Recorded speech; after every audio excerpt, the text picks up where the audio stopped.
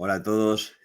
Hoy os traigo el repaso del año 2023, tanto de Sigma Internacional como de Gamma Global. De primero destacar que volvemos a empezar estos repasos con Sigma Internacional desde el segundo trimestre del 2022.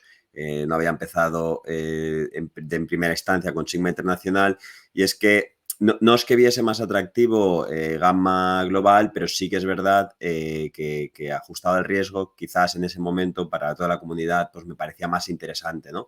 O Gamma Global se ha comportado muy bien desde entonces, Sigma Internacional no tanto, y creo ya que el potencial de revalorización que hay ahora mismo en Sigma Internacional es más que suficiente para justificar la mayor volatilidad, ¿no? Entonces, sinceramente, a día de hoy tengo la sensación o tengo la idea de que Sigma Internacional se comportará muy bien en los próximos meses y años, y por eso, bueno, pues he decidido empezar con Sigma Internacional y también comunicar que personalmente, ¿no? Esto también es situación de cada uno, esto estaba ahorrando para comprarme una casa, estaba empezando o la mayor parte de ese ahorro estaba canalizado vía Gamma Global, todas las suscripciones periódicas que hago pues entraban a Gamma Global, excepto alguna puntual que hicimos en Sigma Internacional el año pasado, si no recuerdo, en dos momentos extremos.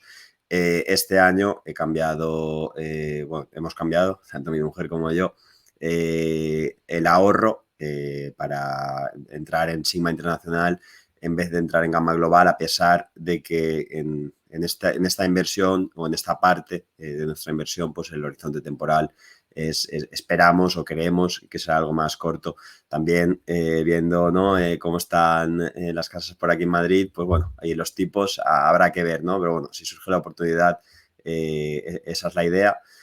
Pero bueno, lo destacable, ¿no? Y por total transparencia, pues que nosotros hayamos tomado esta decisión, y no tanto porque no creamos que Gamma Global va a seguir un poco con la dinámica que ha llevado hasta ahora, sino porque creo personalmente, y no me ha costado mucho convencerla, que en Sigma Internacional pues tenemos una muy buena oportunidad en los próximos años, ¿no? Bueno, aquí esta diapositiva es común en todos los vídeos, por destacar la comisión, ¿no? La comisión de gestión, que recordáis que el año pasado hubo una especie de malentendido, bueno, una especie no, malentendido entre nosotros y el banco, y al final pues se impuso una comisión de éxito sin que nosotros realmente lo supiésemos, ¿no? Este año o esto ya está desde enero rectificado, pero la comisión de éxitos sigue existiendo, ¿no? Y un poco por explicar, lo que estamos haciendo es, tenemos el fondo con comisión de éxito, que ahora matizaré porque no es exactamente como era antes, y vamos a abrir una clase, están ya trabajando con CNMV, insisto, pedir disculpas, ¿no? Y yo, por supuesto, soy de los mayores perjudicados, ¿no? Pero disculpas porque creía que iba a ser un proceso más rápido y, bueno, tanto por nuestra parte como la parte de CNMV, pues son procesos que se alargan muchísimo en el tiempo, ¿no? De hecho, yo ya he visto, o yo vi en enero que el hecho relevante ya se había enviado y no aparece en CMV, pero bueno, que las comisiones están modificadas, ¿no? De ambos fondos. Eh, si recordáis, el fondo tenía al principio una comisión de gestión del 1,35 y se puso una comisión de éxito del 9%, en el que en el anterior vídeo yo comentaba que pondríamos una comisión fija del 1,6 o una comisión de éxito del solo del 5%, ¿no? Y una gran parte de vosotros pedía de una comisión fija, que yo, por supuesto, pues estoy de acuerdo, ¿no? Pero sí que es verdad que también hay otra gran parte, a lo mejor no inversores tan retail o de Twitter y demás, de redes sociales, que prefería una comisión de éxito, ¿no? Yo personalmente sí que es verdad que, claro, al confiar, ¿no? en el éxito del fondo, pues que prefería una comisión fija. Pero bueno, no ha sido tan fácil de cambiarlo en el corto plazo como yo creía, y la realidad es que, pues nada, el fondo ha empezado el año menos 5%, menos 4,5% hasta ahora, y entonces lo que hemos decidido es, oye, vamos a dar las dos opciones, ¿no? Vamos a crear una clase en la que haya una comisión fija, a voluntad de cada uno que la tome, y luego vamos a tener otra clase en la que vamos a tener una comisión de éxito y también cada uno, ¿no? Entonces, podíamos, o no era tan sencillo, pero bueno, podíamos haber puesto ya la comisión fija, pero yo pensándolo y hablándolo también con José Ramón, con el cogestor, oye, el fondo va a menos 5% en el año, no está haciéndolo bien en el 2023, en el 2022 lo hizo muy bien, como bien sabéis, el 2023 no lo ha hecho bien y no ha empezado bien el 2024, pues oye, vamos a de alguna manera, ¿no?, agradecer a los partícipes y en vez de poner ya la comisión de gestión del 1,6, vamos a poner una comisión que prime, ¿no?, o que tenga que recuperar mucho el fondo para empezar a cobrar una gestión mayor, ¿no? Entonces, primero, o está abierto en principio esta primera clase y luego yo espero que no sea tan, o que no se retrase tanto en el tiempo, están ya explorándolo, que se abra una clase del 1,6, con lo que, en mi opinión, ¿no?, en algún momento pues puede haber ventaja para el partícipe de que, oye, si estamos como ahora marca de agua, si estamos por debajo de las rentabilidades esperadas, pues es más interesante la clase de comisión de éxito. Si estamos por arriba, será más interesante la comisión de fija, ¿no? Pero bueno, para que veáis cómo funciona, será un 9% de comisión, pero sobre un exceso del 5% con marca de agua, ¿no? Si estamos por debajo del 5% de rentabilidad, no se cobrará. Si estamos por arriba, se cobrará, ¿no? Por supuesto, la rentabilidad, como en todos los fondos o todas las comisiones de éxito, se mira al final del año, ¿no? Es decir, si durante el año se ha estado más 20%, el fondo ha ido periodificando esa comisión, pero si termina el fondo más 4% del año, ¿no?, pues el fondo cobrará 0% de comisión de éxito. ¿Cómo funciona? Es, pues bueno, la parte fija, como podéis ver en la tabla, y una parte variable. La parte variable, pues en esos diferentes escenarios, ¿no? Si se consigue un 12% anualizado, insisto, con lo de la marca de agua, que el fondo tiene que batir, ¿no?, esos registros, pues la comisión será del 2%. Si se consigue un 8% anualizado, la comisión será del 1,62. Insisto, en mi opinión, son unas comisiones aceptables, a mí me parecen razonables, pero yo también es verdad que prefiero una comisión fija, pero bueno, yendo el fondo menos 5, tiene que subir desde aquí en los próximos meses hasta superar el más 5, es decir, tiene que subir un 10 para que empiece a cobrar comisión, y tiene que subir significativamente más para que iguale la comisión de unos 60 fija, ¿no? Entonces, creo que en el corto plazo, es decir, en este año, pues sí que tiene lógica empezar con esta comisión y después, pues a medida que se abra la clase, pues que cada uno decida si entrar en esta clase o mantenerse en esta o cambiar a la clase. Como insisto, como digo, pues es una cosa que se está explorando ya. Hay muchos fondos que tienen diversas clases y no debería de suponer ningún problema. Pero bueno, cuando sepa más, ¿no? A lo mejor fue problema mío por adelantarme, explicarlo todo antes como yo quería que fuese, y una cosa es como quieras que sea, ¿no? Y otra cosa es como es posible que sea. Para que hagáis una idea, y esto sí que también lo estuvimos explorando, poner un 5% de éxito sin ese límite, ¿no? Esa barrera que tenemos que superar, es decir, un 5% solo sobre beneficios, pues tenían estas comisiones, la parte de abajo, que si os fijáis, con rentabilidades muy, muy altas, pues no varía en exceso. Al final, rentabilidades del 12% anualizado, pues tienes una comisión igual, pero sí que es verdad que con una comisión, por ejemplo, o sea, con una rentabilidad del 5%, pues la comisión sí que es significativamente diferente, ¿no? Entonces, bueno, pues por eso priorizamos poner la barrera a partir del 5% con marca de agua que se acumula. eh, es donde entrará, ¿no?, esta comisión de éxito, y no desde beneficios, ¿no? Insisto, también yo creo que este año tiene mucho más sentido, porque sí que es verdad que el año pasado el fondo terminó en positivo en el año, terminó más 3, pero pues en el año ha empezado mal, entonces debería de subir mucho para justificar, ¿no?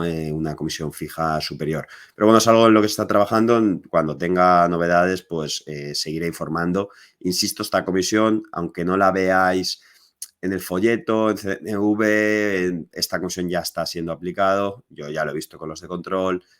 No se está cobrando, por supuesto, ninguna comisión este año, porque el fondo está en negativo.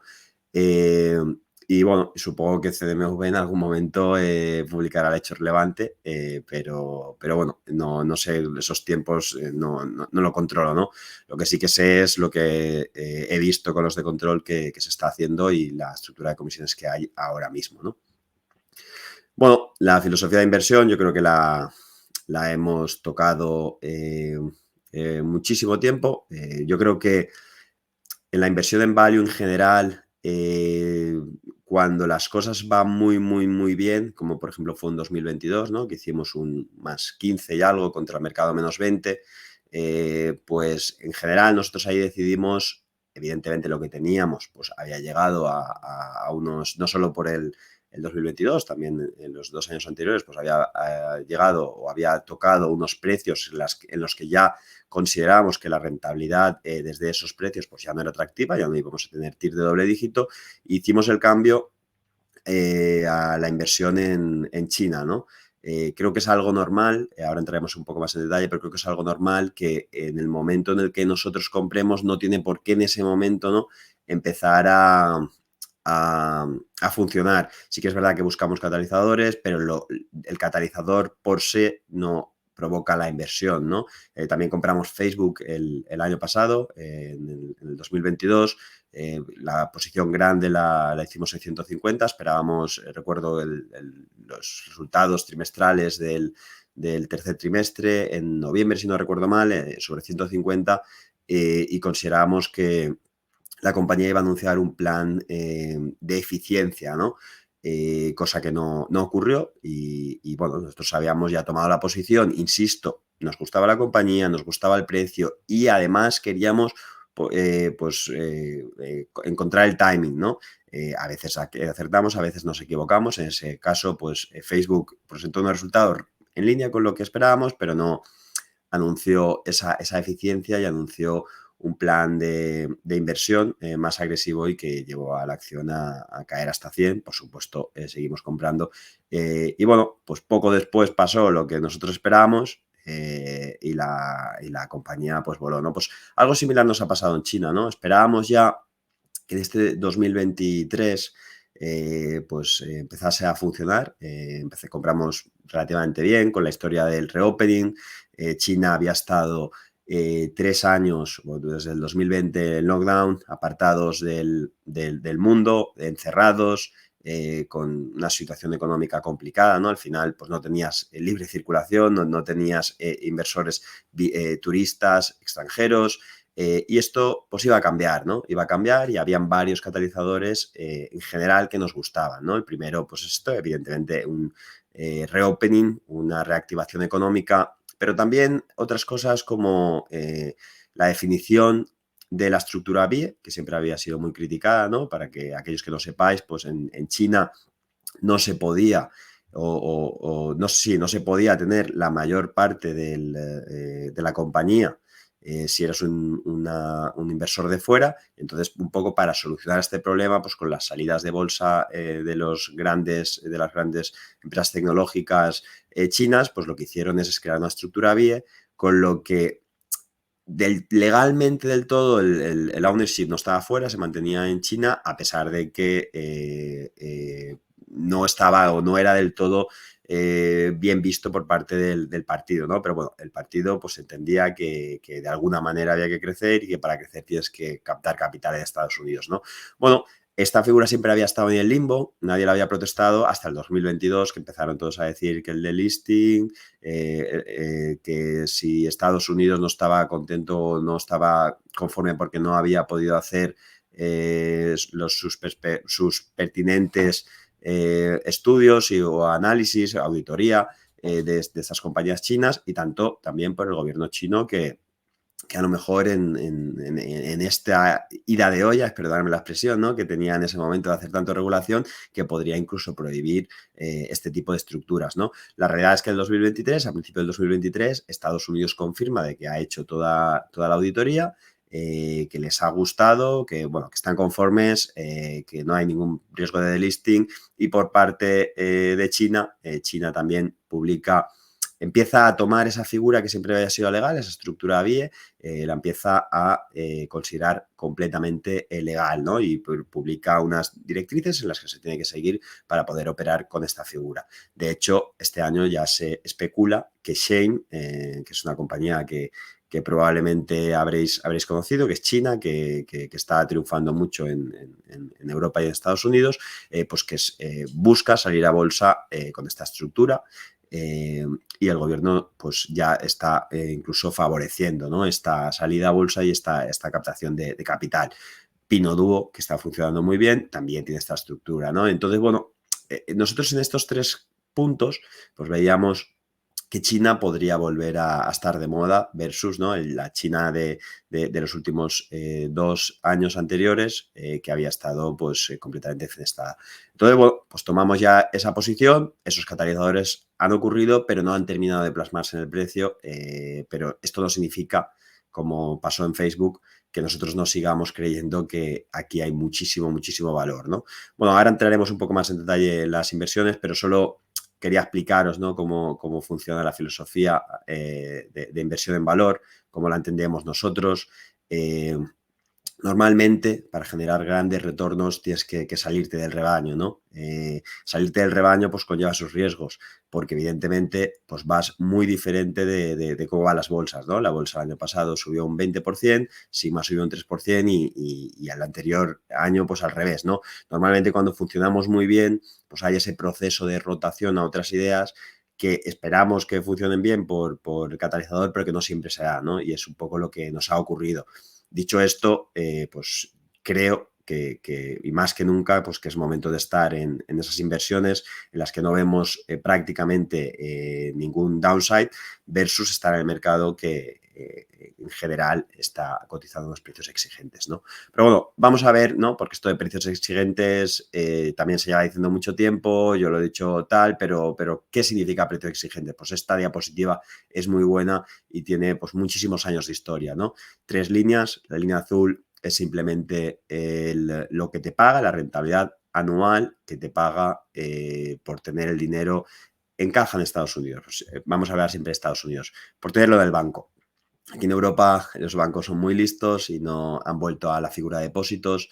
Se ha concentrado mucho el sector y entonces se miran unos a otros y si nadie hace el movimiento para captar capital de empezar a proponer depósitos, pues nadie hace nada, ¿no? Pero en Estados Unidos, una sociedad mucho más desarrollada financieramente que nosotros, pues la gente invierte directamente en las letras del tesoro, en demás, entonces los bancos están también obligados a retribuir a estos tipos, ¿no? Pero bueno, la línea azul es la que marca, bueno, suele ser más el 10 años americano, pero bueno, la línea azul es la que marca, o el 10 años americano es la que marca el coste de capital, pero bueno, el 3 meses es el que marca pues, más los depósitos, ¿no? Y esa es la rentabilidad que puedes a día de hoy obtener simplemente teniendo el dinero en cuenta, que es pues 5,5, si no recuerdo mal, en Estados Unidos. Luego tenemos el Corporate Investment Grade, Yield, que significa compañías súper seguras, esto sí que ya es a más plazo, una compañía, una Apple, que no va a quebrar en ningún momento, ¿no? Este tipo de compañías, ¿cuánto te está retribuyendo, ¿no?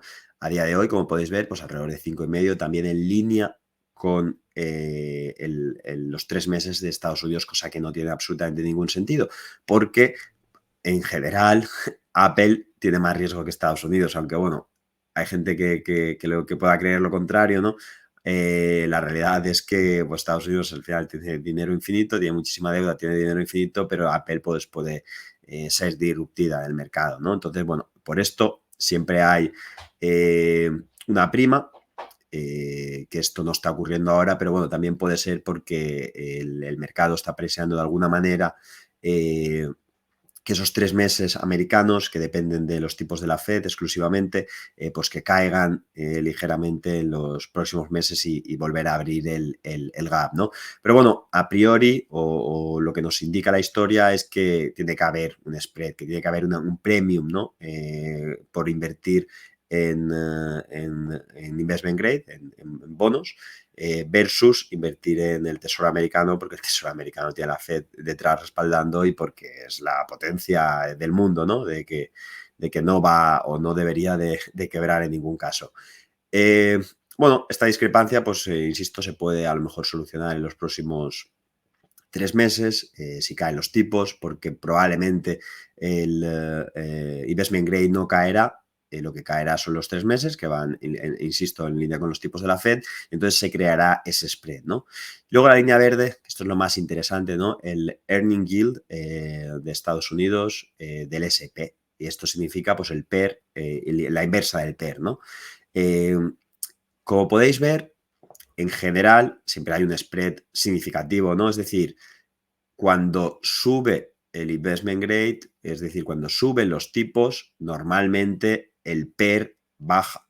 Es una palanca, lo explica muy bien Warren Buffett en sus libros y en sus charlas, y es una cosa completamente lógica, ¿no? Por la oportunidad, por el coste, tanto el coste de capital como por la oportunidad, ¿no? Entonces, tiene que estar más barata la empresa para tú sacar una rentabilidad suficiente que te compense salir del activo libre de riesgo, es decir, del 3 meses americano, ¿no? Bueno, o el 10 años americano.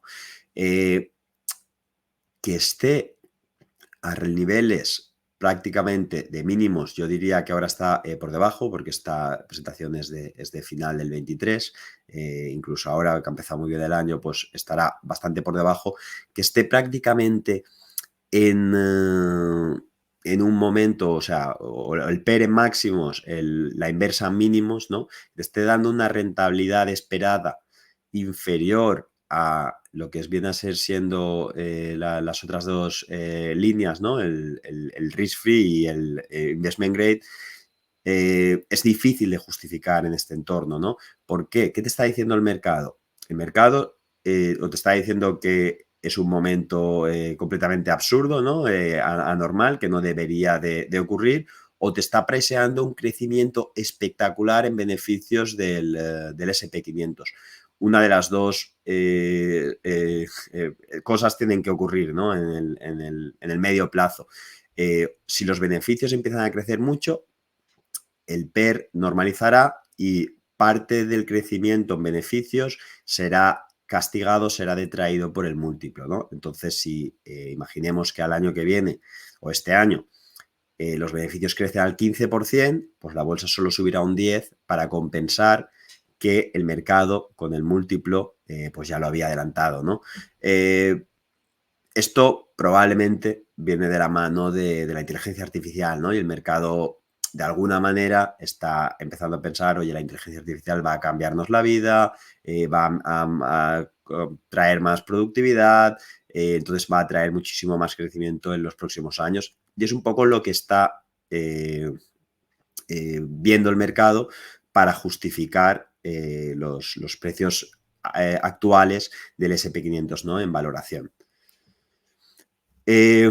También hay otro punto, y esto es, ¿no? El 10% de las empresas del SP, las primeras 50, o en size, no de las empresas, del market cap, perdón, entonces van a ser mucho menos de 50, serán probablemente 10. Esas principales compañías, en un mercado donde todo va bien, ¿no? Donde todas las empresas son buenas, pues en general ponderan menos. En un mercado muy concentrado donde solo hay unas pocas empresas que funcionan, no sé si a nivel de beneficios o simplemente en capitalización, pues nos encontramos en la zona donde estamos ahora, ¿no? Solo vista pues 3 veces.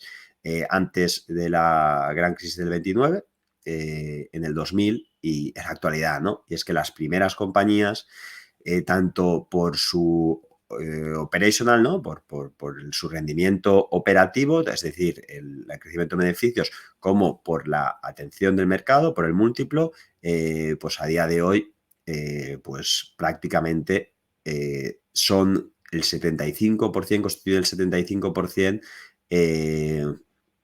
del todo el mercado, ¿no? De todo el mercado americano, ¿no?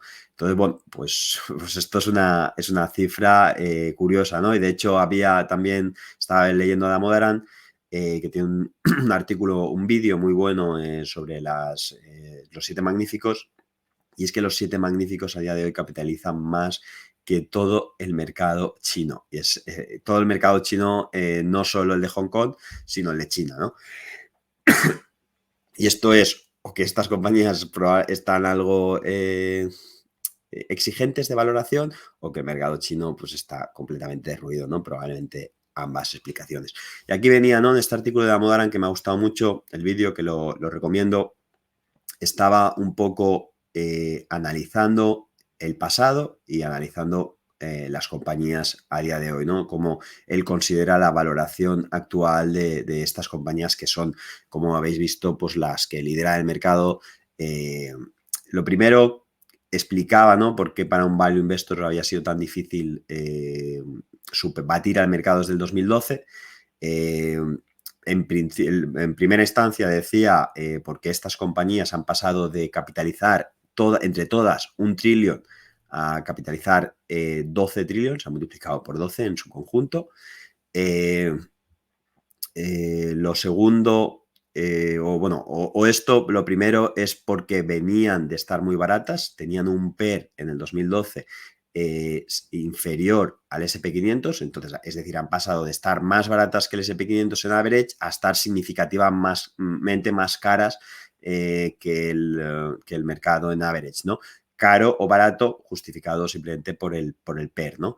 La segunda razón que decía es por su espectacular crecimiento, y es que estas compañías han estado componiendo a unos niveles y que pocas veces se han visto en la historia, ¿no? En unas compañías, especialmente en unas compañías tan grandes, se ha estado creciendo muchísimo, cuando lo normal es que si funcionan las cosas, si obtienes buena rentabilidad, atraes interés del capital, ¿no? Y terminan erosionando esa ventaja competitiva, o al menos esa capacidad para crecer, ¿no? Incluso, por ejemplo, pues las compañías, ¿no?, como Alphabet, que viven de la publicidad, Meta, que vive de la publicidad, pues en su momento, en el 2012, pues lo que viene a ser siendo el mercado de publicidad estaba más orientado, ¿no?, a mercado físico, tanto periódicos como pues en la televisión, demás, ¿no? No tanto el online.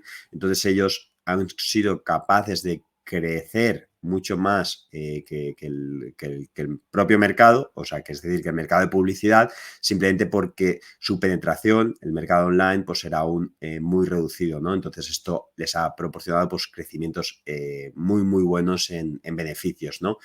Y la tercera razón es simplemente por la indexación, ¿no? La indexación es un fenómeno que veía una tabla de Bloomberg esta semana, que ya constituye más del 50% del mercado. Ha pasado o ha crecido impresionantemente en los últimos años. Esto significa que, a pesar de que es más del 50% de todo el mercado, es decir, si miramos todos los fondos que hay, más del 50% están simplemente en ETFs, pero esto significa que el dinero nuevo que está entrando, prácticamente todo, o el 80%, el 70% o el 90%, está entrando en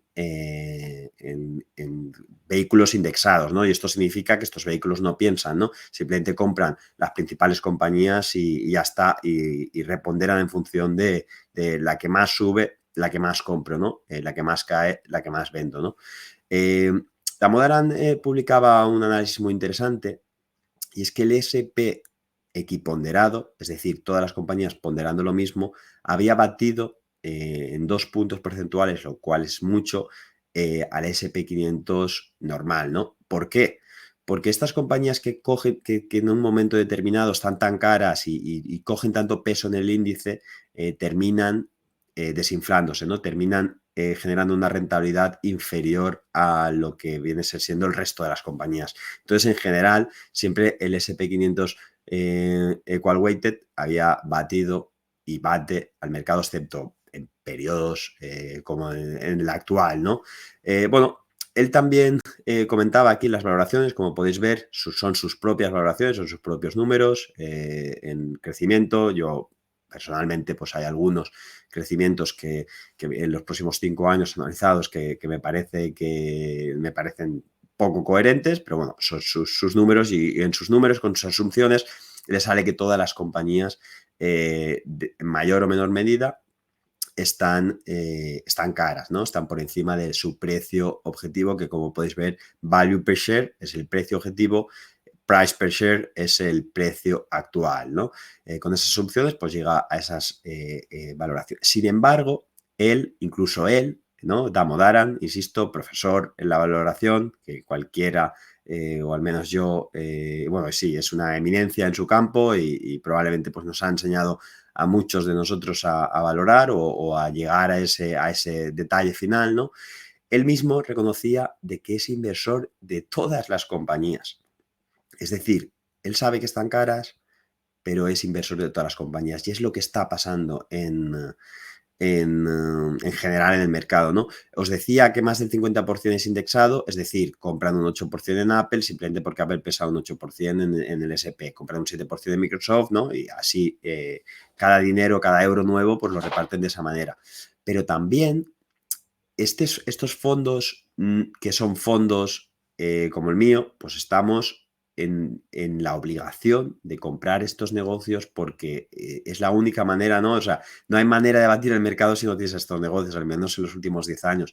Entonces, todo el mundo, a pesar de que considera de que están ya exigentes, tanto en múltiplo como en asunciones que tenemos que realizar para justificar esos precios, ¿no? De igual manera, las tienen en cartera, incluso siguen comprando, y ya no tanto porque crean, sino porque no se pueden quedar atrás, ¿no? Y esto es muy difícil, insisto, tener la independencia para no, siendo una casa grande, ¿no? Para no tomar posición en estas compañías. Nosotros no somos a lo mejor el value clásico, el value que no mira negocios tecnológicos. Insisto, hemos tenido Meta, luego entraremos un poco más en detalle. La hemos vendido, pues visto con el retrovisor, ¿no? Que siempre es fácil hablar, pues la hemos vendido demasiado pronto, hemos tenido una rentabilidad impresionante en menos de un año, pero bueno, son negocios, ¿no? Y en el pasado Alphabet también hemos tenido, son negocios, Apple también he tenido personalmente en el pasado, son negocios que son excelentes y por supuesto justifican un precio superior a otros tipos de empresas, pero todo empresa hay que valorarla, ¿no? En función de resiliencia del negocio y crecimiento. Y no vemos aquí o creemos que a día de hoy pues no es buena idea estar, y es una de las razones por las que apostamos por el stock picking en los próximos años. Pasando a Sigma Internacional, simplemente datos. 2022 lo hicimos muy bien, 2023, a pesar de que hemos tenido beneficios, por lo hemos hecho mal. Esto que estaba hablando, ¿no? Pero principalmente China. China pesa un 25% en el fondo, nos ha quitado 7 puntos, ¿no? Pensemos que ese 25% lo hubiésemos tenido en Eurostoxx, en el S&P, en vez de quitarnos 7 puntos, pues nos hubiese dado 5. Entonces, bueno, pues si ese 3% le sumas un 7 que nos ha quitado y le pones un 5, pues estás en ese 15%, que es más o menos lo que ha generado el mercado, si no estás muy expuesto, ¿no? Bueno, algo más de lo que ha generado el mercado, si no estás muy expuesto a esas compañías. Pero bueno, eso es hacerse trampas al solitario, ¿no? La realidad es que hemos obtenido un 3%, y que parte de eso, o que hayamos obtenido un 3%, y especialmente el mal performance de China, y el estudio que hemos hecho ahí, pues explican la razón por la que ahora estamos tan positivos, ¿no? Bueno, también medidas están bien. Desde el inicio, pues hemos hecho el mismo retorno que los índices de referencia, con menor volatilidad. Bueno, está bien. Fijaos dónde está el Hang Seng, ¿no? Está con una volatilidad infinitamente superior, incluso más que el Nasdaq, y con una rentabilidad anualizada en el mismo periodo en el que nosotros hemos empezamos a operar, ¿no? Pues imagínate, pues menos, prácticamente del -20 anual, o sea, es tremendo, prácticamente 3 años, ¿no? Bueno, ya solo a priori tienes que pensar, oye, el Hang Seng, es decir, China, total retorno, por supuesto, todos los índices, incluyendo dividendos, ¿no? Y Sigma, por supuesto, incluyendo comisiones. Algo está pasando en China, ¿no? Oye, es verdad que el país está implosionando, o bueno, vamos a analizar en detalle, ¿no? Qué está ocurriendo y bueno, pues de ahí, luego ya analizando en detalle, pues encuentras empresas en la que estamos muy, muy convencidos de que nos van a dar una rentabilidad de doble dígito en los próximos años. Bueno, aquí tenéis también datos, tipo de activo. Las opciones este año han generado menor rentabilidad de la que solemos buscar. Y es que la volatilidad ha caído mucho y es muy difícil, ¿no? Justificar tomar el riesgo de darle la seguridad a la contrapartida a cambio de nada de prima, ¿no? Entonces, bueno, si no es interesante, no actuamos, estamos en mínimos de volatilidad. Es algo que ha ocurrido, ¿no? Y seguirá ocurriendo. Pues hay periodos en el mercado en el que son más favorables para una estrategia, hay periodos en el mercado que son más favorables para otra estrategia, ¿no?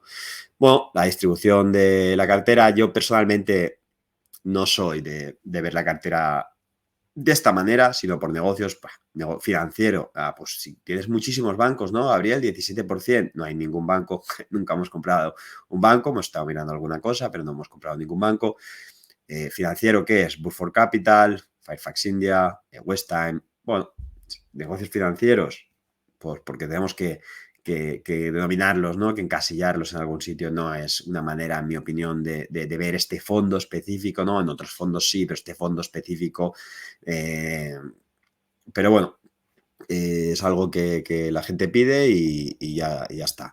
Luego aquí también por sectores, por países sí que tiene más sentido, ¿no? Por divisa también, la tenéis aquí. Algo también que quería contaros es la exposición, ¿no? El año pasado no estuvimos prácticamente todo el año con una exposición al mercado entre el 80, el 85%, 87% a lo mejor en algún caso. Ahora ya estamos prácticamente en el 95%, ¿no? Y ese espacio simplemente es porque tenemos también alguna opción en cartera, ¿no? Entonces, bueno, es el cambio, ¿no? Que os decía, pues oye, el año pasado pues había ciertas cosas que no veíamos, había mucha discrepancia entre valoración, seguridad, crecimiento. A día de hoy sigue habiendo en varios, ¿no? casos, sin embargo, la caída del precio pues en muchos casos pues hace que ya esté descontada una gran parte de si viene algo malo, ¿no? Y es así como actuamos nosotros, porque una compañía, un Meta, a 400 tiene unos riesgos y a 100 tiene unos mismos riesgos, exactamente los mismos riesgos, pero claro, con un precio completamente diferente que te elimina la mayor parte de esos riesgos. Evidentemente, siempre hay riesgo de que el negocio se termine, ¿no? Pero a 400 pues tiene riesgo real de que la compañía no crezca en lo que tiene que crecer, que es doble dígito para justificar esas valoraciones, y a 100 ya no necesitas que crezca, simplemente que genere caja, ¿no? Para justificar esas yields que tú crees. China, lo mismo, por decirlo de alguna manera, pues oye, cuando Alibaba estaba en 300, pues tienes el riesgo de enfrentamiento geopolítico, tienes el riesgo de Taiwán, tienes el riesgo de que Alibaba entre en competidores, de un mal capital allocation, tienes 10.000 riesgos, ¿no? Y ahora esos riesgos siguen siendo los mismos. Lo que pasa que si no creces y estás cotizando a un free cash flow yield del 20%, pues ya no pasa nada. Pero si no creces y estás cotizando un free cash flow yield del 3%, pues sí que te pasa algo. Y te pasa que la compañía cae en bolsa y te genera pérdidas permanentes de capital, ¿no? Es decir, el enfoque es completamente distinto. La opcionalidad es que empiezas a crecer y entonces el múltiplo se expanda. Y cuando no creces, pero estás a un free cash flow yield increíble, pues simplemente con recompras ya estás ya estás generando ese crecimiento que te genera valor para la compañía, ¿no?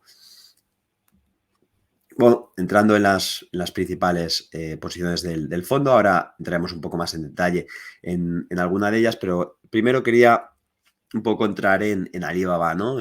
Como sabéis, la carta la última carta trimestral de Sigma ha estado explicando, ¿no? Cómo nos comportamos nosotros, cómo invertimos nosotros y luego plasmando, ¿no? O explicando las diferencias entre Alibaba, que está Obao y Tmall, y JD también ha sido nombrada. También tenemos una posibilidad alrededor del 3%, que no sé si es la 11 o la 12 la cartera, no sale porque ponemos las 10 primeras, pero bueno, CMV podéis ver el peso que tiene, y Pinduoduo o las otras, ¿no? Esto es un análisis de Goldman Sachs que ha corrido también bastante por Twitter. Hemos leído el research. Por cierto, creo que Goldman Sachs, si no recuerdo mal, estaba alcista en la compañía. Y te explica, ¿no? Ves la realidad, que son los últimos 3 años, 2020, 2021 y 2022, como Alibaba, es decir, Taobao y Tmall, han pasado de una cuota de mercado del 50 y largos a una cuota de mercado del 40 y pocos, ¿no? Ha caído la cuota de mercado de la compañía. No significa que la compañía no crezca, significa que crece menos que el mercado y por tanto cae su cuota de mercado, ¿no? Entonces, bueno, pues en las, las expectativas o las asunciones de Goldman es que esto simplemente han cogido, han extrapolado al futuro el ritmo de crecimiento y han seguido, ¿no? Simplemente en un Excel es tan sencillo como seguir, ¿no? Seguir la progresión hacia la derecha, estirar la línea y ya está, ¿no? Y pues entonces esto es lo que han hecho. Goldman Sachs sabe algo diferente o tiene alguna ventaja competitiva frente al resto. No, simplemente Goldman Sachs te explica o en ese informe te viene a decir, que es lo que hacen esos grandes bancos, lo que está descontando el mercado, lo que realmente cree todo el mundo de la compañía y qué piensa la compañía. Pues que esto va a seguir pasando, ¿no? Que todos van a quitarle cuota de mercado tanto a JD como a Alibaba, ¿no? Estas compañías pequeñas. Lo que intenté explicar es que, en mi opinión, estos últimos años, o la mala rentabilidad de tanto Alibaba como JD en estos últimos años no viene tanto explicada porque son muy malos, y porque tienen una plataforma vieja o porque no se han adaptado a las nuevas tendencias, sino más bien por el patrón de consumo de China, ¿no? Aquí lo tenéis también exactamente igual, pero de Bernstein, o publicado por el Financial Times, ¿no? Como hemos tenido unos años con una muy mala macro en China, con menor poder adquisitivo, pues estos, los consumidores pues han preferido o han invertido más en buscar esos descuentos, en buscar esas alternativas más baratas, ¿no? Entonces, por decirlo de alguna manera, un chino este año no se está comprando, o el año pasado, o se están comprando menos bolsos de Louis Vuitton, a pesar de que a lo mejor por precio y demás, pues Louis Vuitton puede aún mantener el crecimiento, pero se está creciendo menos, se está comprando mucho menos de Louis Vuitton de los bolsos de la marca, no sé, la marca blanca, porque lo que tiene Pinduoduo y los otros, o donde es el core, es en esos bolsos igual, pero sin que tengan marca. Entonces son mucho más baratos. O un Shein, demás. Bueno, Shein no trabaja en China, pero bueno, eso es lo que me quería yo referir, ¿no? De que el crecimiento de estos últimos años, menor al del mercado, no viene tanto porque Alibaba, JD no esté haciendo bien su trabajo, sino más porque el patrón del consumo ha cambiado, ha virado hacia productos menores, ¿no? Hasta este año, que no ha empezado a mejorar algo la economía. Fijaros también este año que en Q1, desde Q1 hasta el Q4, pues la cuota de mercado de Alibaba prácticamente ya no ha variado, ¿no? Mientras que en los años anteriores prácticamente decaía todos los años, ¿no? Entonces, bueno, pues esto en general, o como yo lo entiendo, es que no es un tema de disrupción tecnológica ni demás, sino que es un tema temporal, de que, por supuesto, Pinduoduo y estas otras compañías seguirán en el mercado, pero en el momento en el que China mejore, pues Alibaba y JD volverán a recuperar parte de la cuota de mercado que han perdido y volverán a crecer algo más que el propio mercado, simplemente porque, como decía la carta, ¿no?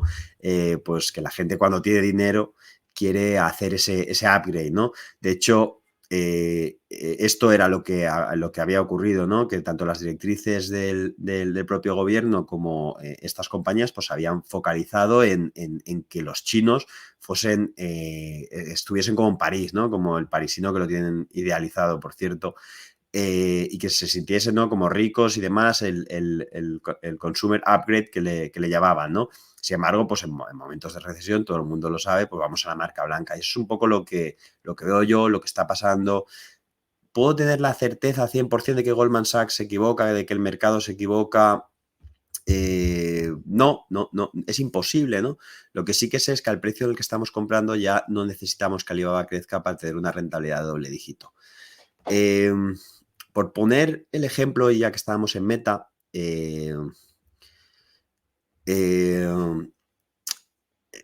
Meta el año pasado estaba cotizando a 100 dólares, ¿no? Y está cotizando a casi 500, 400 largos, ¿no? ¿Era ineficiente el mercado? Bueno, pues a ver, que haya subido tanto, ¿no? Algo de ineficiencia tiene, ¿no? Pero bueno, yo creo que más que ineficiente lo que es el mercado es cortoplacista. ¿Qué pasaba el año pasado? Muchos de vosotros habréis escuchado, habréis leído que Meta ha subido porque ha dejado de invertir y de malgastar tanto en el metaverso y porque echó a empleados. Esto es la narrativa que circula por las redes sociales, que es fácil de vender, pero la realidad es bien distinta, ¿no? Meta el año anterior, cuando nosotros tomamos la posición, estaba viéndose atacado en tres frentes. Es decir, su crecimiento, Meta estaba decreciendo, estaba incluso en un quarter, si no recuerdo mal, o en meses, estaba decreciendo a doble dígito. Es decir, ingresos negativos. Ingresos negativos no es porque inviertes mucho en el metaverso, no es porque tienes muchas personas, esos son márgenes. Ingresos negativos es porque tu modelo de negocio está empezando a sufrir, ¿no? Entonces, el mercado, cuando te tiene valorado a 30 veces, cuando te tiene valorado como un negocio de mucha calidad, de mucho crecimiento, y de repente dejas de crecer y empiezas a decrecer, además a unos ritmos significativos, pues te aniquila. Y eso es lo que pasó en Meta. Y luego, como en estas compañías chinas, ¿no? Y luego ya sale todo lo demás, lo de que tienes muchas, o sea, que no eres eficiente, que el metaverso, que tal, lo mismo en China. Dejan de crecer y luego ya empieza que si la guerra comercial, que si no recompran, que si las stock options, esto siempre sale posteriori, ¿no? Pero la realidad es que el crecimiento es el que lo marca todo.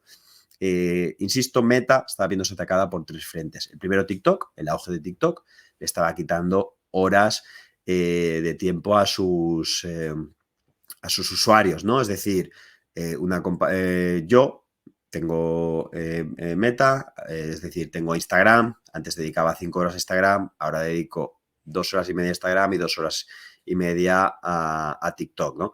Bueno, yo no tengo ninguna red social más que Twitter, pero en general, ¿no? Entonces, Meta pierde dinero o deja de ganar dinero. ¿Por qué? Porque Meta ingresa en línea con las horas que utilizan o que consumen sus clientes. Eh, o sea, están dentro de la plataforma para que esos anuncios y demás hagan que generen dinero, ¿no? Nunca nada es gratis. Cuando algo es gratis, el producto eres tú, ¿no? Entonces, bueno, si te estaba quitando horas de utilización TikTok, pues entonces tenías un problema. Para combatir esto, Meta creó Reels. ¿Qué es lo que pasaba con Reels? Que Reels estaba canibalizando la propia compañía, es decir, la gente pasaba el tiempo en los productos de Facebook, pero lo pasaba en Reels, no en Facebook o Instagram o demás, ¿no? Y el Reels aún no era suficientemente o no tenía la misma monetización, los anunciantes no le sacaban la misma rentabilidad que le podían sacar en las plataformas antiguas. Entonces generaba un menor margen que las plataformas antiguas, ¿no?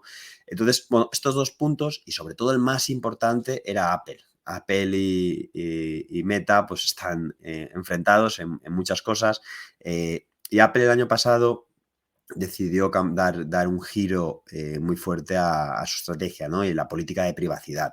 Entonces, que por supuesto yo también yo lo tengo activado, ¿no? El iPhone te empezó a preguntar, oye, ¿quieres que las compañías, las apps que instales en tu teléfono te monitoricen? ¿Por qué? Porque Meta, porque es mucho mejor que un anuncio en la tele. Porque te rastrea el teléfono, te rastrea, no sé ni si te escucha, o sea, hay muchos rumores sobre ellos, ¿no?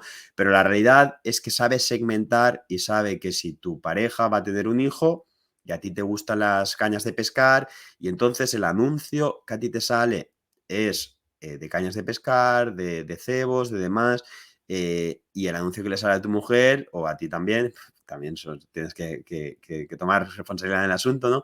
Pero bueno, es de cunas, de pañales, de demás. Entonces el vendedor de cañas prefiere contratar un meta y pagarle incluso más que salir en la tele, que no sabes muy bien a qué disparo, ¿no? A quién estás disparando, porque, bueno, te va a haber gente que sí, gente que no, y entonces tienes ahí un gasto poco eficiente, ¿no? Cuando es mucho más segmentado y mucho más, genera una mayor rentabilidad esa inversión en publicidad, sabiendo que el que te está viendo no es 1 millón de personas. Sí, son solo 50.000 personas, pero es que son 50.000 personas que tienen interés, ¿no? El anuncio de la Super Bowl, que vale un dineral, lo ve todo el mundo, pero claro, ¿cuánto realmente es tu público objetivo?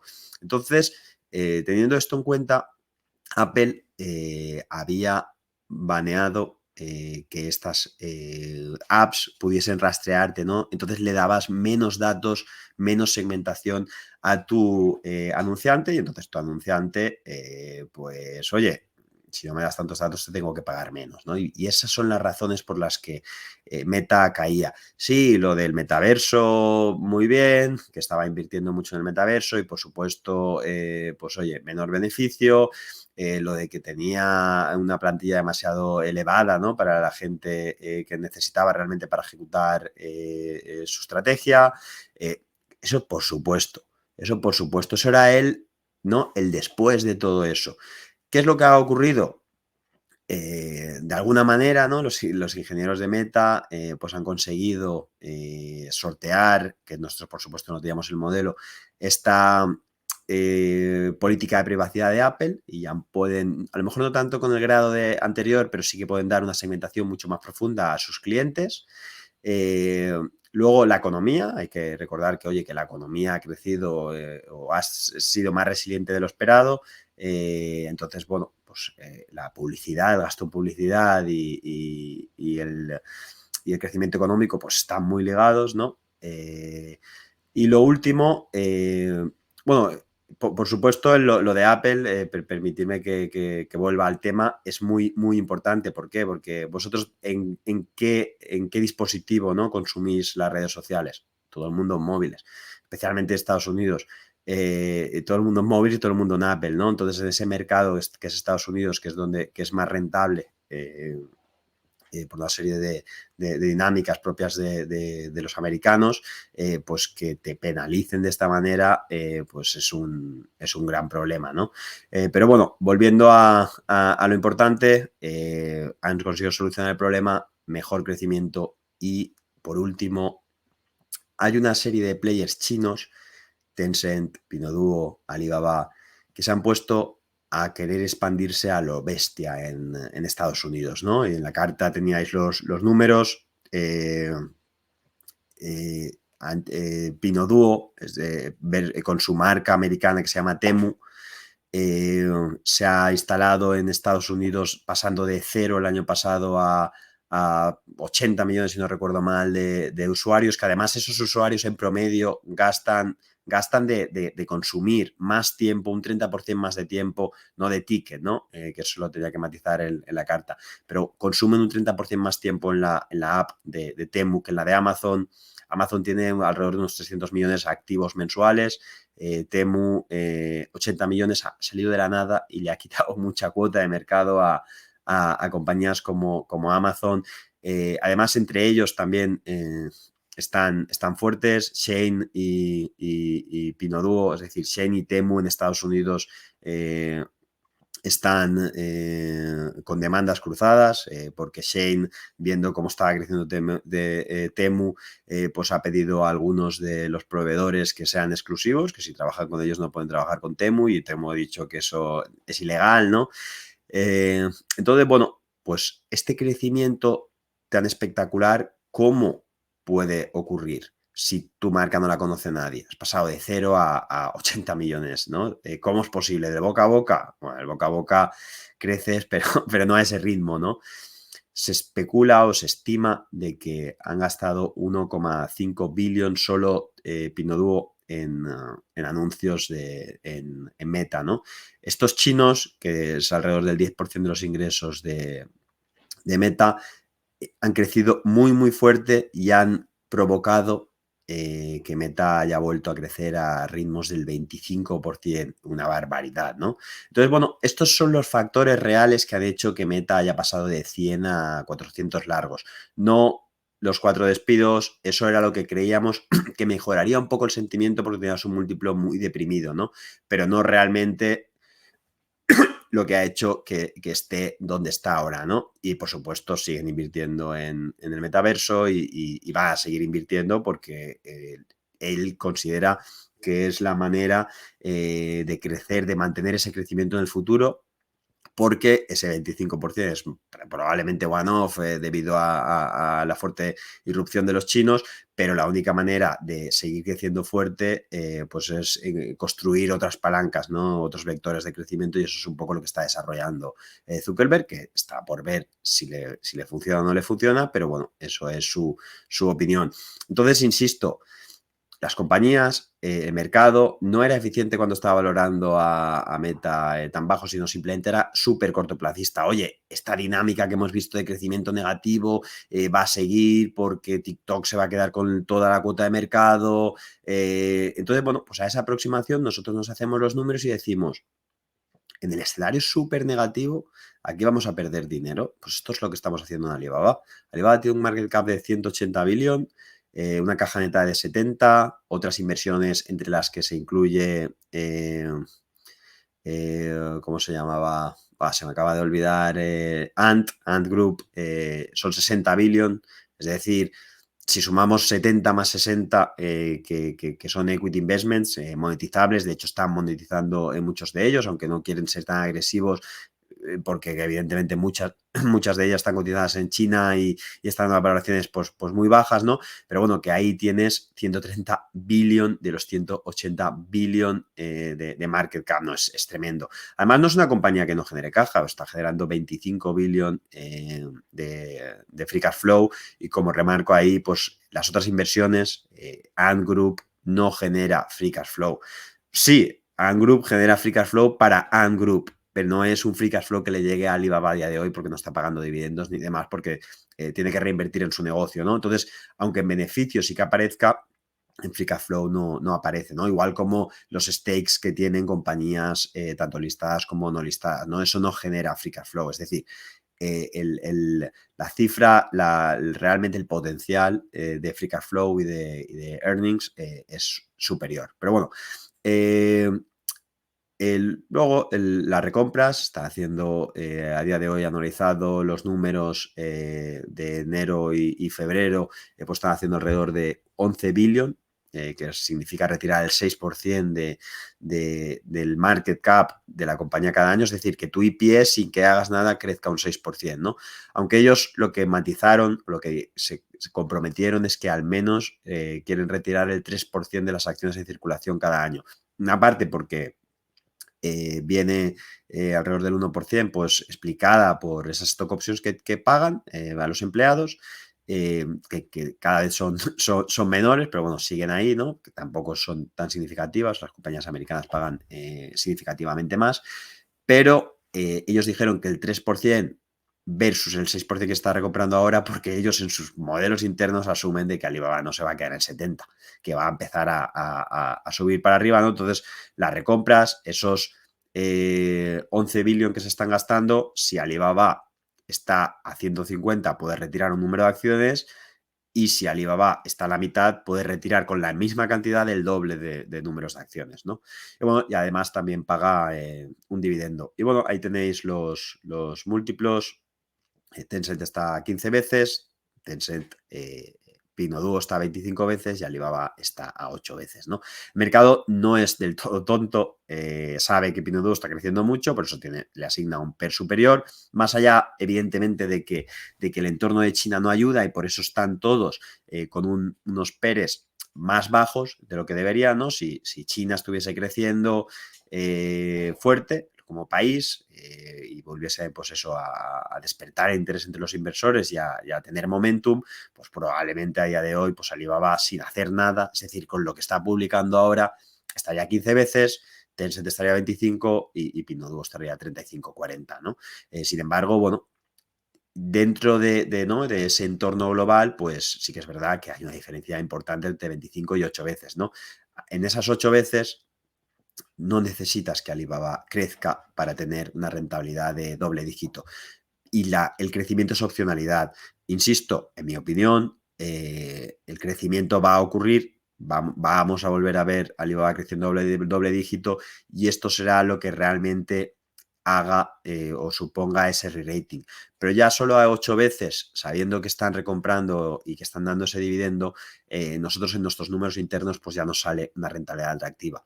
Que luego, oye, si es como Facebook y se vuelve Alibaba a 25, a 30 veces muy rápidamente porque ha vuelto a crecer, porque el mercado vuelve a confiar en China, pues evidentemente no solo es que habrás ganado dinero y que habrás obtenido una rentabilidad que nosotros exigimos de doble dígito, sino que la habrás sacado del estadio, ¿no? Tienes esa opcionalidad que o a mi modo de ver, pues es bastante probable que termine ocurriendo. Dicho esto, pues puede pasar varios trimestres hasta que China vuelva a recuperar, ¿no? Ese crecimiento. Al final, todas las economías son cíclicas, todas las economías oscilan entre crisis, expansión y, bueno, en China ahora pues están en ese momento, están haciendo política monetaria y fiscal expansiva y eso al final termina cuajando, ¿no? Y termina haciendo o sirviendo de palanca para la recuperación.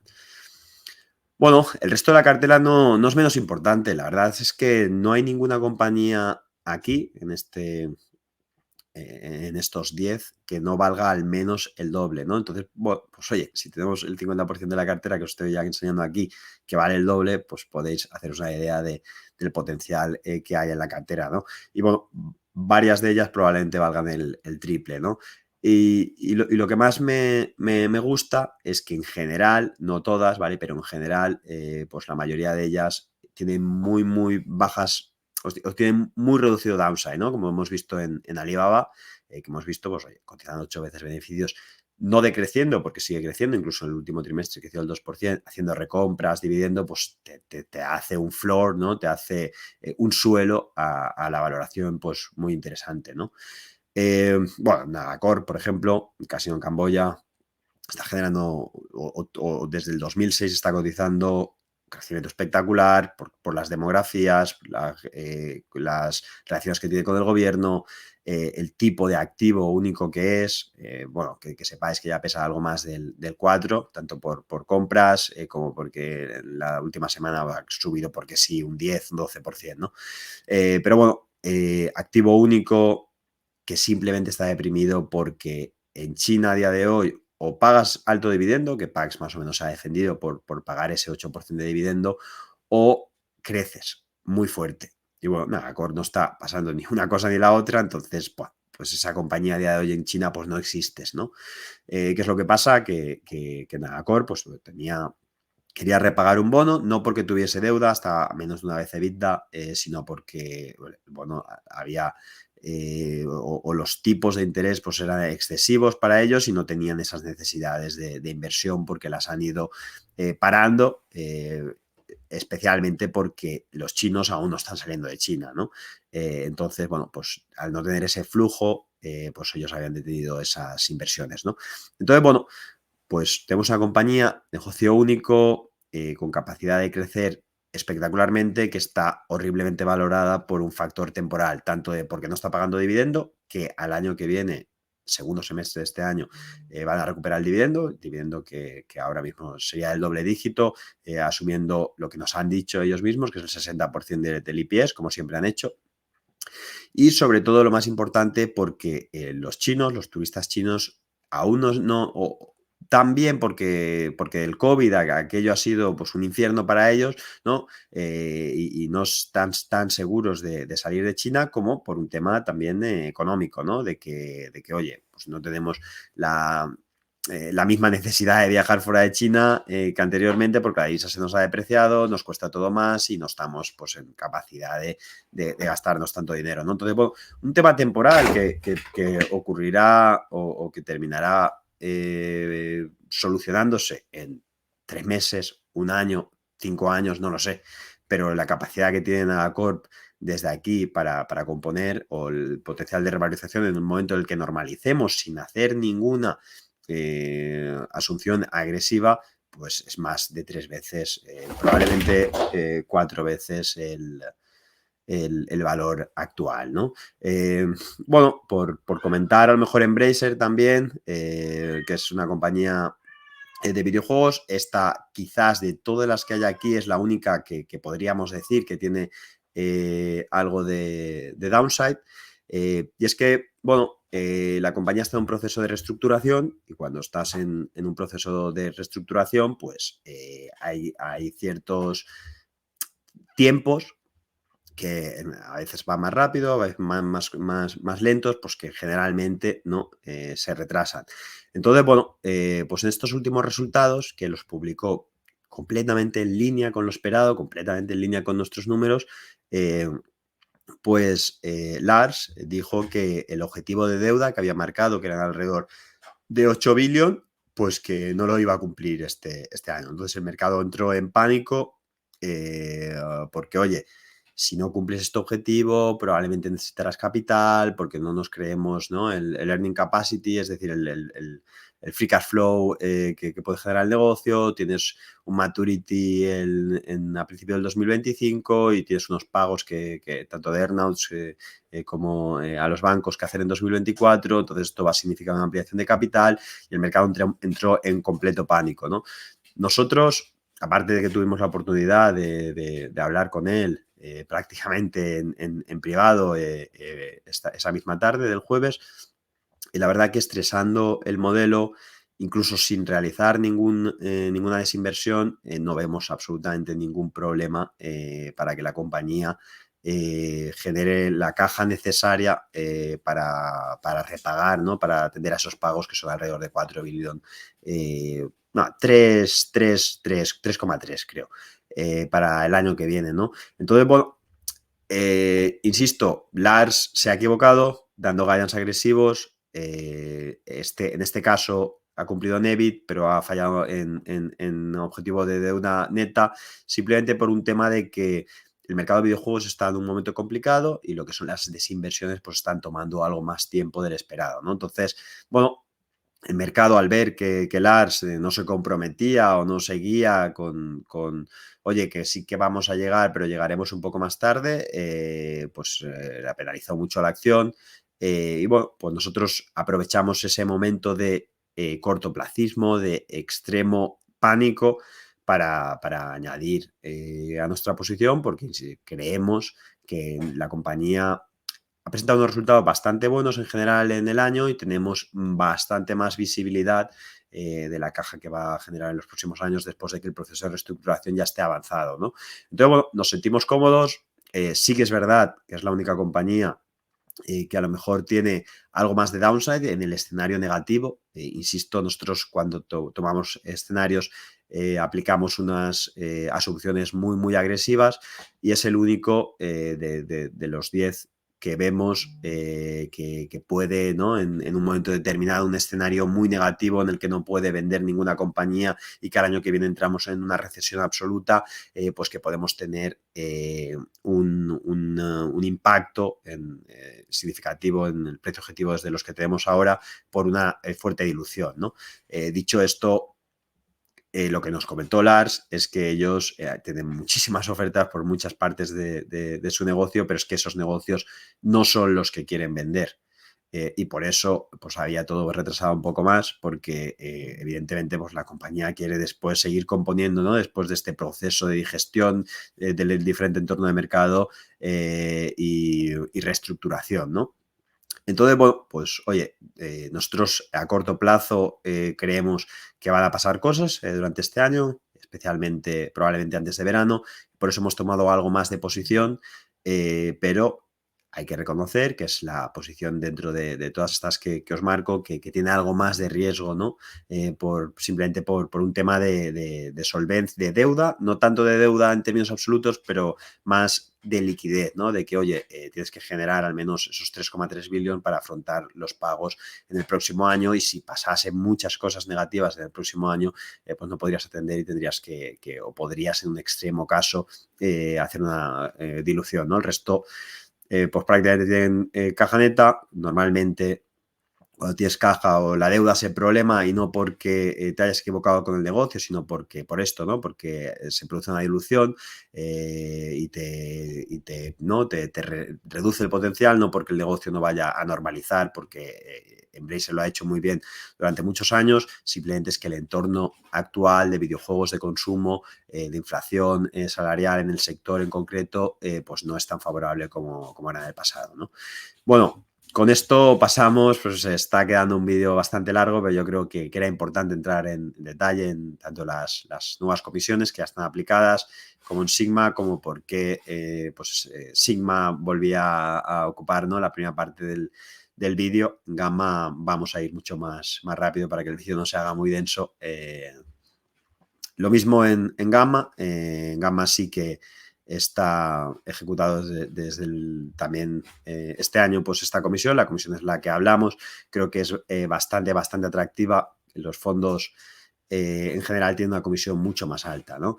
Gamma es un fondo que tiene como objetivo controlar la volatilidad y superar la inflación en 300 básicos. Si ponemos la inflación al 0, que es como ha estado, pues es un 3%. Si ponemos la inflación al 3, pues es un 6%, ¿no? Y por eso el objetivo, como podéis ver, esta diapositiva está muy bien, simplemente para que se vea cómo el fondo va oscilando, ¿no? entre esos dos rangos. Está a día de hoy al 4,5. En principio debería este año de generar algo más, está a quedar más en la parte alta, pero en el largo plazo, pues bueno, es el rango más o menos en el que se tiene que mover, y lo importante, ¿no? Es en este fondo en concreto, es no perder ningún año, focus en no perder ningún año, focus en controlar la volatilidad, en que no dé sustos en momentos complicados, ¿no? Y bueno, yo creo que eso hasta la fecha pues se está comportando pues como esperábamos, la verdad. A lo mejor esperábamos ligeramente una rentabilidad ligeramente superior. Hemos tenido un problema en un bono que creemos que recuperaremos este año, y si no, bueno, pues ya está todo el mal en el liquidativo. Lo mismo aquí, como podéis ver, todos los años positivos, todos los años más o menos en el mismo rango, 3-5%. Este año, ahora en febrero, ya estamos en positivo. Prácticamente en ningún periodo de 12 meses el fondo, o ningún periodo de 12 meses el fondo está negativo. En el 2022, acordaros, ¿no? De todos los fondos de renta fija que veáis, estuvieron entre el -5 y -20, dependiendo de la duración. Pues bueno, nosotros por el tipo de inversión que hacemos, por cómo tratamos los riesgos, cómo extremamos pues todos los escenarios, pues bueno, pues terminamos prácticamente 3% arriba. Que fue mucho más difícil gestionar un fondo de renta fija en el 2022 que un fondo de renta variable. Y en el 2023, a pesar de que Sigma no lo ha hecho bien, pues Gamma ha seguido con ese 4,5, y es un poco porque la dependencia, ¿no? de Sigma es muy reducida. Bueno, aquí lo que os decía, muchos comparables de renta fija, diferentes horizontes temporales, diferentes nombres, todos fuertemente en negativo, y en general con bastante más volatilidad de la que tiene Gamma, que ya es inferior al 4%, y bueno, que es el fondo, pues por eso es el fondo en el que estaba yo canalizando el ahorro para comprarme una casa, ¿no? Bueno, no tengo ninguna duda de que este fondo va a seguir comportándose así, con pocos sustos. A lo mejor un mes, como vemos aquí, ¿no? Un mes específico puede ser que caiga, pero si al siguiente mes recupera, porque puede ser algún tick en el precio, ¿no? Y bueno, creo que va a seguir comportándose muy bien y este año vuelve a ser muy optimista, especialmente por la cartera que tenemos, ¿no? Los drawdowns, hubieron dos en concreto del menos 4%, pero fueron, como podéis ver ahí, pues muy puntuales. En general, pues drawdowns del 2, 2,5 es lo normal. La renta fija también se mueve. Eh, y bueno, pues bueno, estas medidas de riesgos para que las tengáis en mente. Yo creo que es una buena medida de riesgo para este tipo de fondos, ¿no? Ver los drawdowns, que en momento de estrés, cómo se ha comportado el fondo. Aquí lo mismo, seguimos teniendo una exposición de renta variable muy baja. Hay alguna cosa que nos gusta, evidentemente Alibaba pues también es la primera posición de la cartera, está Golar, están demás, pero no son pocas las inversiones que justifican en un fondo como Gamma, que donde priorizamos volatilidad y riesgo, pues que nos salga una TIR que justifique olvidarnos de la renta fija, ¿no? Y pasar a la renta variable. Y por supuesto, si tenemos el bono, pues nos cuesta mucho también tomar equity, porque entonces doblamos el riesgo al emisor, ¿no? Bueno, aquí tenéis la cartera. Cada vez también menos concentrada. Lo que pasa aquí es que la primera posición es IPCO y casi que compraríamos más. Es un tema de pesos que no compramos más, porque es que la rentabilidad que está dando a día de hoy ajustada a riesgo es que es tremendo, ¿no? Bueno, el Yield to Maturity, yo aquí quería, porque he visto las presentaciones anteriores, un poco repasando cuando ponía Gamma primero, cuando ponía Sigma primero, y la Yield to Maturity es que es prácticamente la misma de cuando los tipos de interés no estaban a lo mejor al cero, pero ya estaban aquí, prácticamente. Es que es la misma cartera que tenemos, lo único que poníamos la rentabilidad en dólares y aquí está todo ajustado. Es decir, el dólar nosotros lo cubrimos, nos cuesta 2 puntos cubrir, es decir, un bono como IPCO que nos está dando un 9% de rentabilidad anual. Nosotros, para eliminar, ¿no?, el efecto divisa, tanto a favor como en contra, pues nos cuesta un 2% anual, por lo que ese 9% se convierte en un 7%. A lo mejor en mi cartera personal no lo haría y tomaría ese largo de dólar, pero bueno, en este fondo, en este mandato que tenemos de no perder dinero, pues es lo que hacemos, ¿no? Ya en el anterior vídeo entré en detalle porque lo hacíamos, porque realmente es que no tenemos ni idea de para dónde va a ir el dólar y el euro, ¿no? Yo si tuviese que apostar por una divisa, desde luego, y mira que se hacen aberraciones allí también, pero desde luego no sería el euro, no sería el dólar. Pero esto no significa que tengamos ninguna idea, ¿no?, ninguna visibilidad, y el euro se puede ir a 1,20. Si se va a 1,20 el euro y nosotros que tenemos en este fondo un 50% de la cartera en dólares, perdemos un dineral, que sí, que es por la divisa y demás, ya, pero el fondo, el mandato que tenemos, no perder dinero y perdemos por una cosa que no entendemos por qué se ha ido a 1,20, que no tenemos ninguna visibilidad, que va por factores macro a veces, pero otros técnicos, pero otros imposible, ¿no? O que no es nuestro expertise y nuestro campo. Al menos nosotros no tenemos conocimiento ahí, por eso simplemente pues decidimos, oye, asumir, coger ese seguro, ¿no? Como no tenemos conocimiento, nosotros en las puts y en las calls, recordar que le damos el seguro a la contrapartida, nosotros actuamos como agencia aseguradora, pues aquí al revés, ¿no? Aquí como nosotros no tenemos ni idea, pues simplemente neutralizamos el riesgo. Y bueno, toda la cartera es que está funcionando de maravilla. A pesar, insisto, este año, pues la caída de Grifols en rentabilidad, que es la 11 posición, no sale aquí, pero es la 11, pues ha caído, nos ha quitado 0,20, 0,30 del fondo, y que la renta variable evidentemente está en negativo, incluso más negativo que Sigma, porque la cartera pues está, la parte de renta variable, algo más concentrada, ¿no? Es decir, ese 10% está mucho más concentrado en valores que lo que viene a ser siendo un 10% de Sigma, ¿no? O sea, si el 100% de Sigma, si lo extrapolásemos. Entonces, bueno, pues esas dos partes nos están yendo mal, pero es que el fondo pues está en positivo porque el resto de la cartera pues tiene una recurrencia de flujo, tiene una recurrencia de una periodificación de cupón pues muy importante, ¿no? Insisto, no creo que si los tipos normalizan y caen 200, 300 puntos básicos desde aquí, vayamos a tener problemas en seguir encontrando este tipo de inversiones tan específicas, ¿no? Tan trabajadas que las veréis en este fondo y probablemente en ningún otro fondo, ¿no? Porque, pues eso, Nagacorp es algo que tienes que bajar al barro, tienes que hablar con ellos, tienes que ir a Camboya, que vamos ahora, voy ahora en abril, eh, y si no, no compras. Pero claro, es que Nagacorp te está pagando un 15% al año, que nosotros también de la mano de otros grandes inversores como Altafox les ofrecimos bonos al 11% para refinanciar este bono, ¿no? Que sí que es verdad que ellos lo emitieron al 8%, pero con otro entorno de tipos de interés, ¿no? Que nosotros lo compramos al 15%.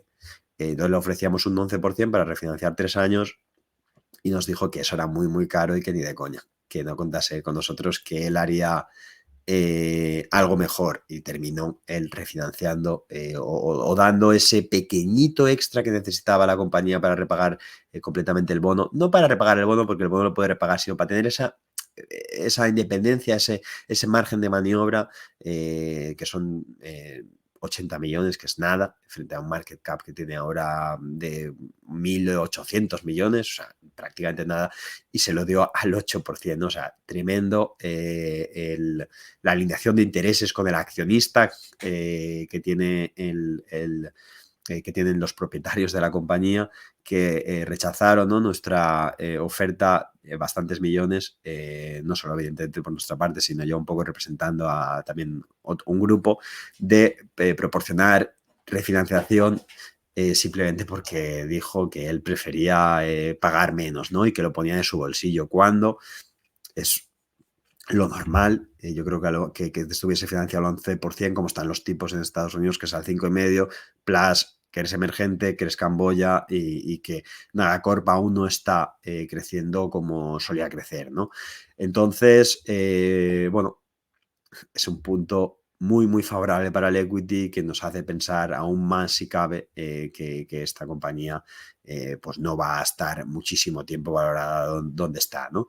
Y luego, bueno, por entrar en alguna tesis, pues Petroleum Geoservices, que es PGS, una compañía que emitió el bono en marzo del 23, que no tomamos posición, y que decidí, pero que claro, la teníamos en el radar, la seguíamos, y que recientemente, pues tal y como explicamos en la carta, que hemos tomado posición, y mucha posición, ¿no? Y esto es pues fruto del trabajo que hacemos, ¿no? De que, oye, todo se queda anotado, todo se queda trabajo, no es trabajo perdido, y si sale la oportunidad en el futuro, pues atacamos. Y fijaros cómo muy rápidamente se ha metido y además con un peso bastante significativo, pues en la cartera, ¿no? Esta rentabilidad, este bono nos va a dar una rentabilidad del 10% anual. Nos hemos un poco adelantado, ahora ya está dando un 9%, ha ido mejorando un poco desde que tomamos nosotros la posición. Y simplemente, pues eso, la manera de actuar, ¿no? Nosotros miramos las cosas muy en profundidad, y cuando pasan cosas, pues podemos actuar mucho más rápido que el resto del mercado, del poco mercado que está mirando este tipo de activos, ¿no? Pero bueno, que como podéis ver en el performance, pues que están funcionando muy bien, y que creemos que va a funcionar muy bien. El mismo caso es Prosus, ¿no? Prosus la compramos al 6,5 en euros. Prosus, una compañía con caja neta, que incluso, ¿no? Que su mayor posición es un holding, que tiene bastantes posiciones en delivery, y en otras empresas más fintech, pero que su principal posición es Tencent. Es que incluso que dijese que el valor de Tencent vale cero, ese bono se podría pagar, ¿no? Lo terminamos comprando al 6,5, en un momento en el que el mercado no sé exactamente lo que estaba priceando. Ahora está al 5%, ya no es una rentabilidad tan atractiva, y bueno, pues aún creemos que es interesante tenerlo en cartera, pero ha ido perdiendo algo de peso en lo que viene a ser siendo pues el portfolio, ¿no? Y bueno, con esto me alarga un poco más de lo que quería, pero es algo normal. Alguno me dice que hacemos o hago 4 o 5 horas y aún se le quedan cortos. Espero que este vídeo también os haya gustado, y nada, como siempre, pues eso, me tenéis por Twitter o por mail para poder contactarme, darme feedback, dudas, cualquier cosa, ¿no? Y nada, espero que haya quedado claro el optimismo en Sigma Internacional, a pesar de que el año pasado pues el performance no es el esperado, pero creo que es algo normal, la filosofía de inversión en valor, en la filosofía de intentar obtener rentabilidades excepcionales. Tienes que salir del rebaño y a veces, pues, ¿no? Fuera del rebaño, pues se está un tiempo ignorado por la masa, pero al final, yendo con el rebaño, incluso el propio Damodaran está forzado a ir con el rebaño, ¿no?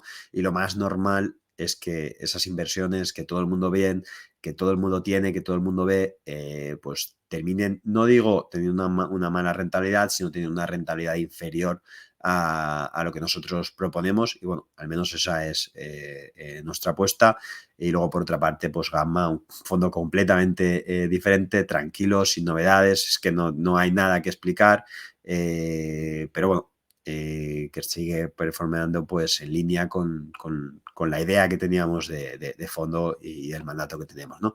Así que nada, gracias por vuestro tiempo y estamos en contacto.